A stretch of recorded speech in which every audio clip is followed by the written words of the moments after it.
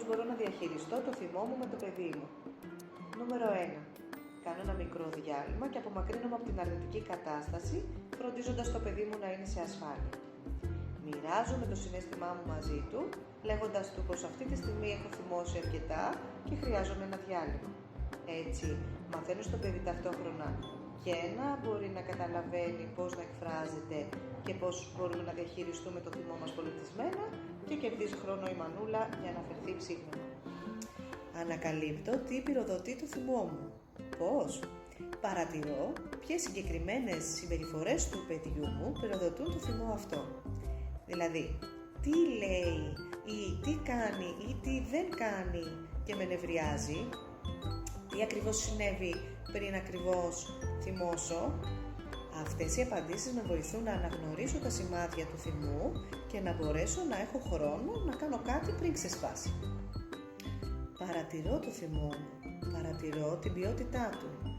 Τι κρύβεται από πίσω? Μήπως αρνητικά συναισθήματα ή τραυματικές εμπειρίες από το παρελθόν? Ακούω το θυμό μου, αλλά δεν εστιάζω σε αυτό.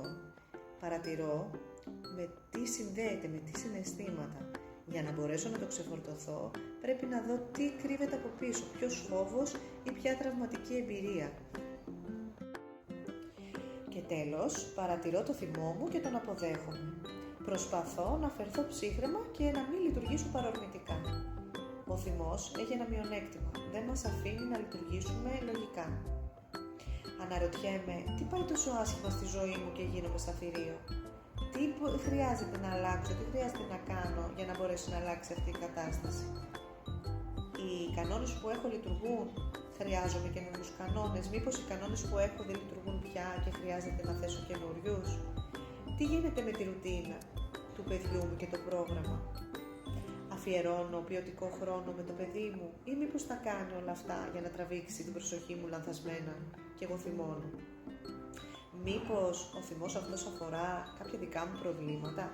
Για παράδειγμα, προβλήματα με τον άντρα μου, προβλήματα με τους γονείς μου ή με τα πεθερικά μου. Θα μπορούσε, για παράδειγμα, να είναι πολύ επικριτικοί άνθρωποι ή παρεμβατικοί και να έχουν θυμό προς εκείνους.